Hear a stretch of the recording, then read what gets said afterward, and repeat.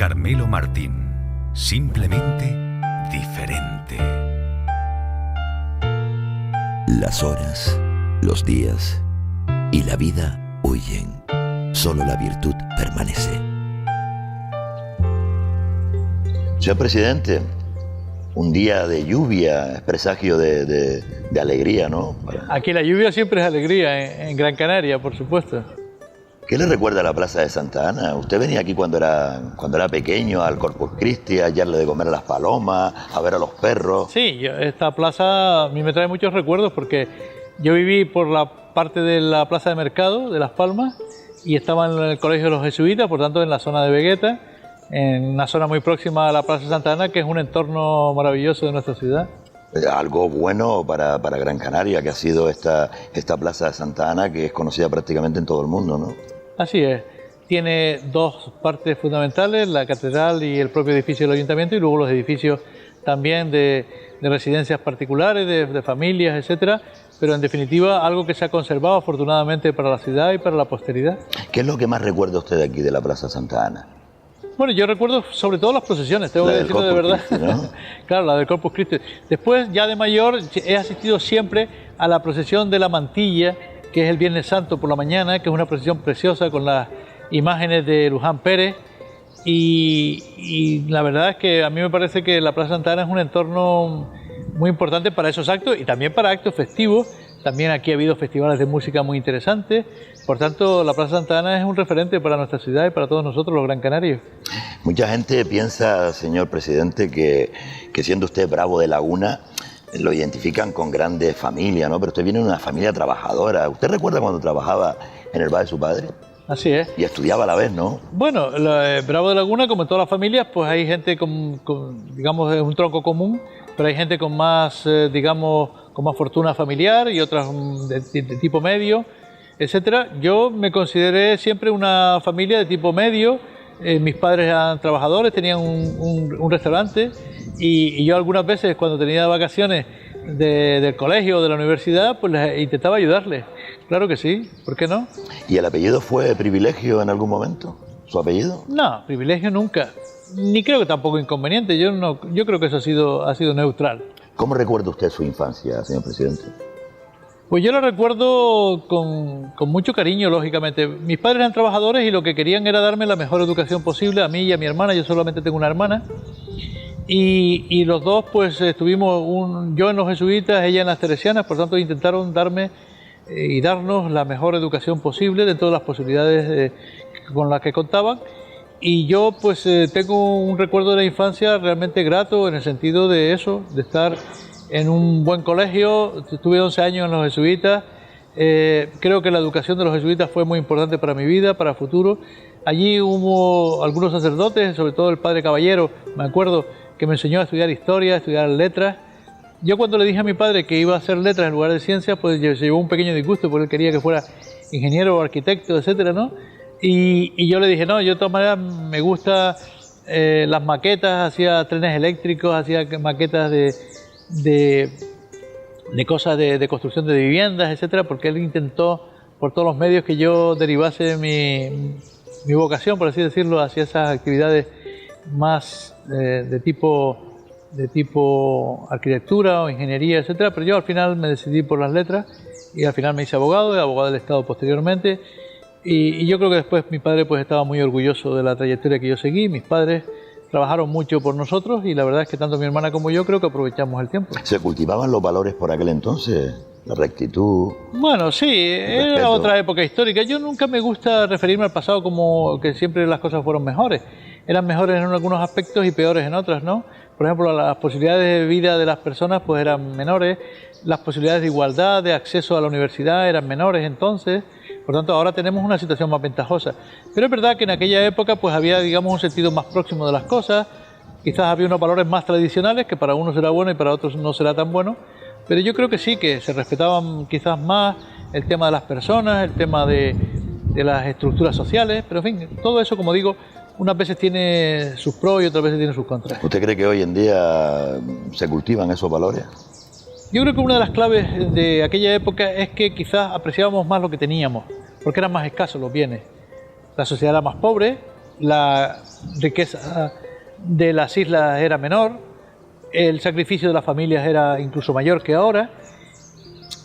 Y entonces, bueno, pues esas cosas tenían, digamos, un peso específico en la consideración de las familias, de las propias personas y demás. Pero bueno, yo insisto, cada época tiene sus pros y sus contras.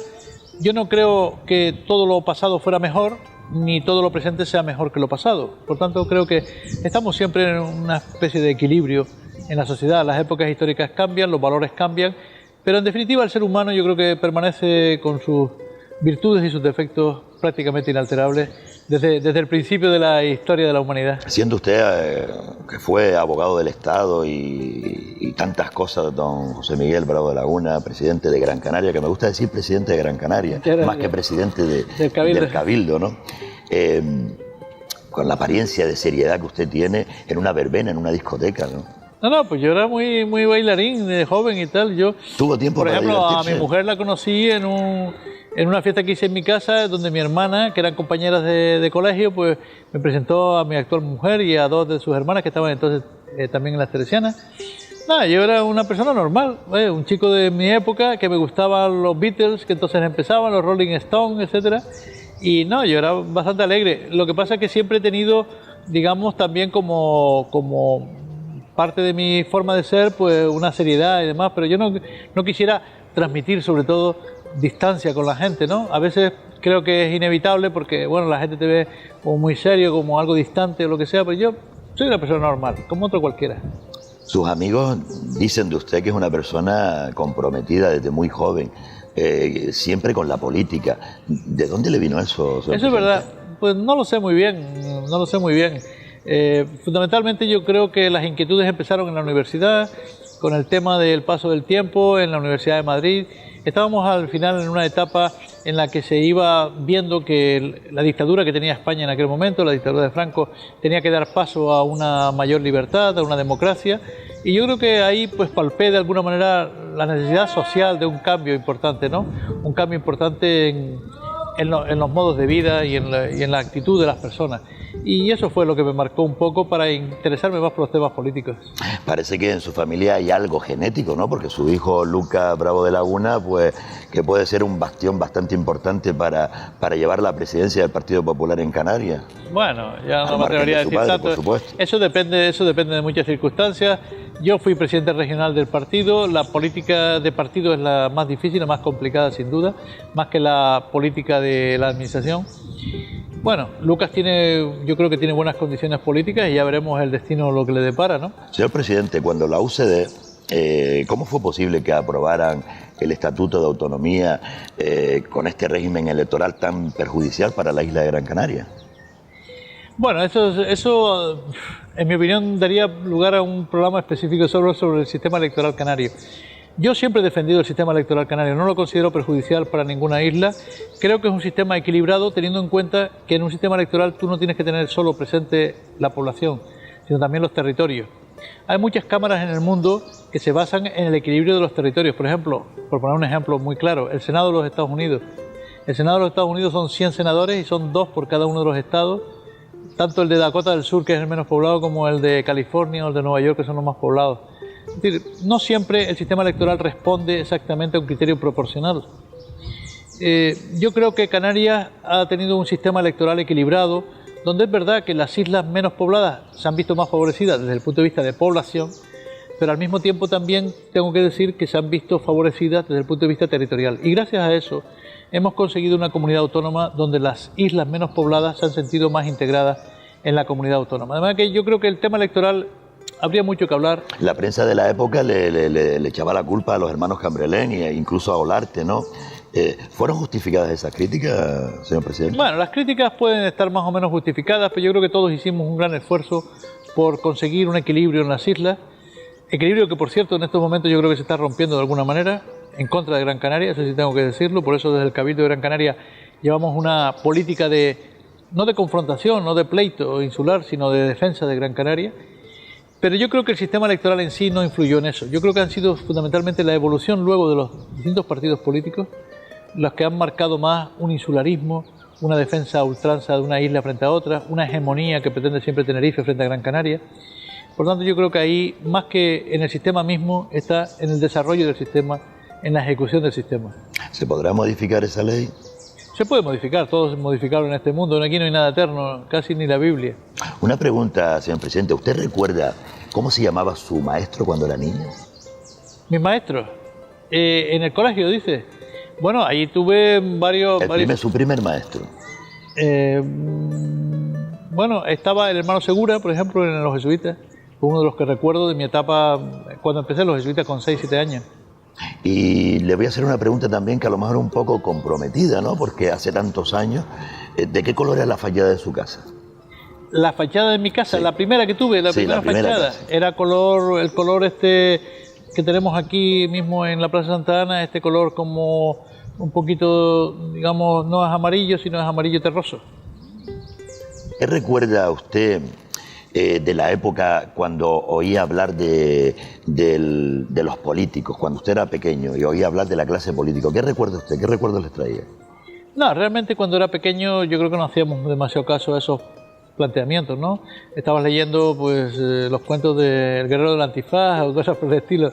No, la política a mí me empezó a interesar cuando tenía ya 15, 16 años. A partir ¿Y si le nombra a Matías Vega Guerra?